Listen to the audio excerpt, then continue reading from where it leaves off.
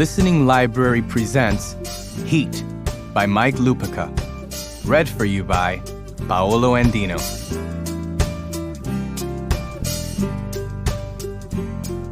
Chapter 1. Mrs. Cora walked slowly up River Avenue in the summer heat, secure within the boundaries of her world. The great ballpark Yankee Stadium was on her right. The blue subway tracks were above her, the tracks colliding up there with the roar of the train as it pulled into the station across the street from the stadium at 161st Street and River. The two constants in my life, Mrs. Cora thought, baseball and the thump, thump, thump of another train, like my own personal rap music. She had her green purse over her arm, the one that was supposed to look more expensive than it really was, the one the boys upstairs had bought for her birthday. Inside the purse, in the bank envelope, was the $100. Quick cash, they called it. She had just gotten from Bank of New York ATM machine, her food money. But she was suddenly too tired to go back to the Imperial Market. Mrs. C, as the kids in her building called her, the ones she thought of as her baseball boys, was preparing for what could feel like the toughest part of her whole day, the walk back up the hill to 825 Girard from the stadium. Now she moved past all the stores selling Yankee merchandise, Stan's Sports World, Stan the Man's Kids and Ladies, Stan the Man's Baseball World, wondering as she did sometimes if there was some famous Yankee who had been named Stan. He hit her from behind. She was in front of Stan's bar and restaurant, suddenly falling to her right, onto the sidewalk in front of the window as she felt the green purse being pulled from her arm, as if whoever it was didn't care if he took Mrs. Cora's arm with it. Mrs. Cora hit the ground hard, rolled on her side, feeling dizzy, but turning herself to watch this. What? This boy not much bigger than the baseball boys at 825 Girard. Watched him sprint down River Avenue as if faster than the train that was right over her head this very minute, pulling into the elevated Yankee Stadium stop. Mrs. Cora tried to make herself heard over the roar of the Ford train. "Stop!" Mrs. Cora said. Then, as loud as she could manage, "Stop, thief!" There were people reaching down to help her now, neighborhood people she was sure, voices asking if she was all right, if anything was broken. All Mrs. Cora could do was point toward 161st Street. "My food money," she said, her voice cracking. Then a man's voice above her was yelling, "Police!" Mrs. Cora looked past the crowd starting to form around her, saw a policeman come down the steps from the subway platform, saw him look right at her, and then the flash of the boy making a left around what she knew was the far outfield part of the stadium. The policeman started running, too. The thief's name was Ramon. He was not the smartest 16-year-old in the South Bronx, not even close to being the smartest, mostly because he had always treated school like some sort of hobby. He was not the laziest either. This he knew, because there were boys his age who spent much more time on the street corner and sitting on the stoop than he did. But he was lazy enough and hated the idea of work even more than he hated the idea of school, which is why he preferred to occasionally get his spending money stealing purses and handbags, like the Hulk green one he had in his hand right now. As far as Ramon could tell at this point in his life, the only real job skill he had was this. He was fast.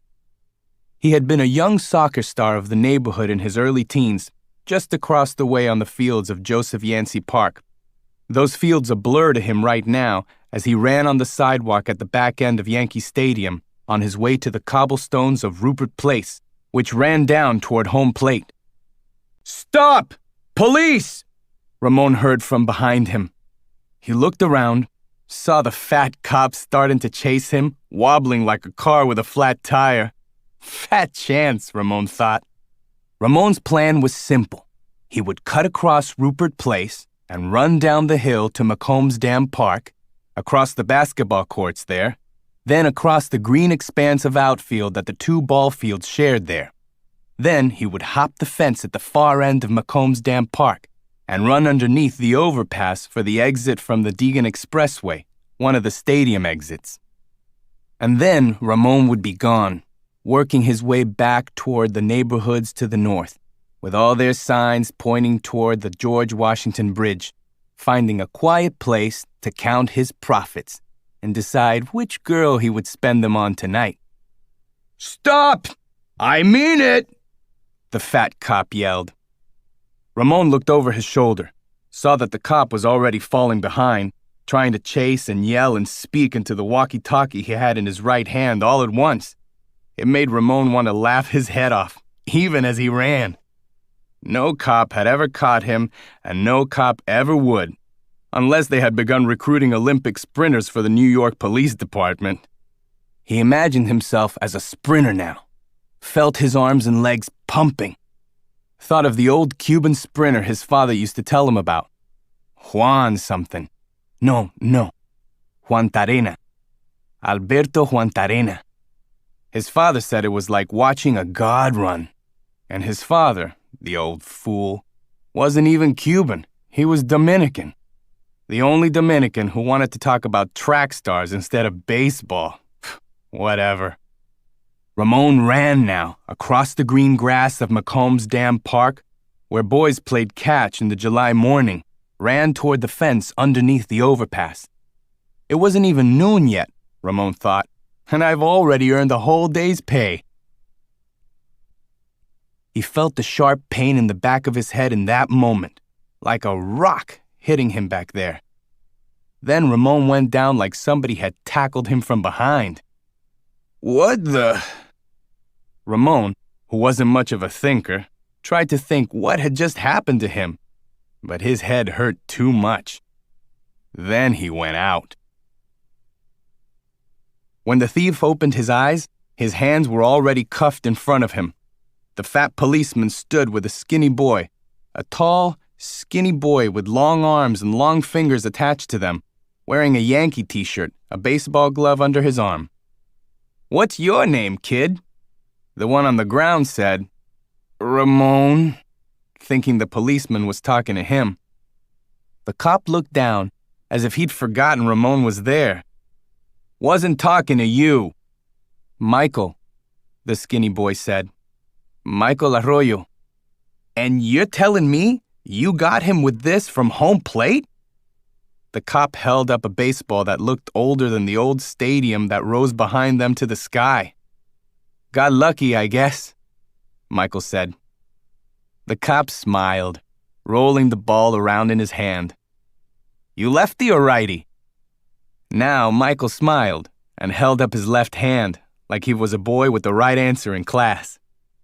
"Home plate to dead center?" the cop said. Michael nodded, like now the cop had come up with the right answer. "You got some arm, kid," the cop said. "That's what they tell me," Michael said.